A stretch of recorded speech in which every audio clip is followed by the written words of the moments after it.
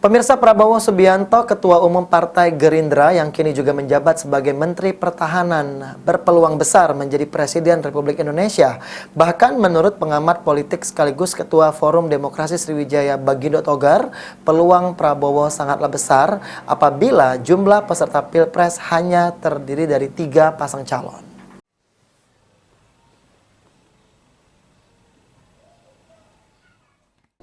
Pemilu Presiden 2024 menjadi sebuah ajang kontestasi politik yang besar di tanah air. Pasalnya, Presiden saat ini Joko Widodo akan berakhir masa jabatannya dan sejumlah nama pun kini mulai bermunculan tampil untuk mengikuti Pilpres. Namun, menurut salah seorang pengamat politik di Sumsel yang juga Ketua Forum Demokrasi Sriwijaya Bagindo Togar, peluang terbesar untuk menjadi Presiden Republik Indonesia berikutnya ialah Prabowo Subianto yang kini menjabat sebagai Ketua Umum Partai Gerindra. Prabowo sendiri menurut Bagindo akan bisa menang jika calon Pilpres mendatang terdiri dari 3 pasang calon. Selain itu, menurut Bagindo, dari beberapa hasil survei yang ada, Prabowo Subianto cukup stabil dibandingkan tokoh lainnya.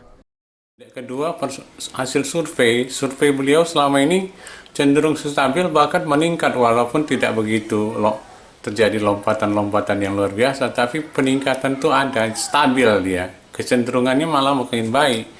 Maka sah-sah saja kalau beliau namanya menjelang pemilu serentak 2024 nanti untuk mencalonkan diri sebagai calon presiden bersama-sama dengan para ketua partai ataupun yang akan didukung oleh partai politik lain untuk menjadi capres.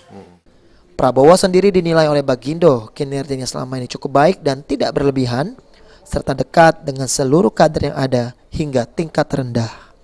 Firman Hidayat, PAL TV.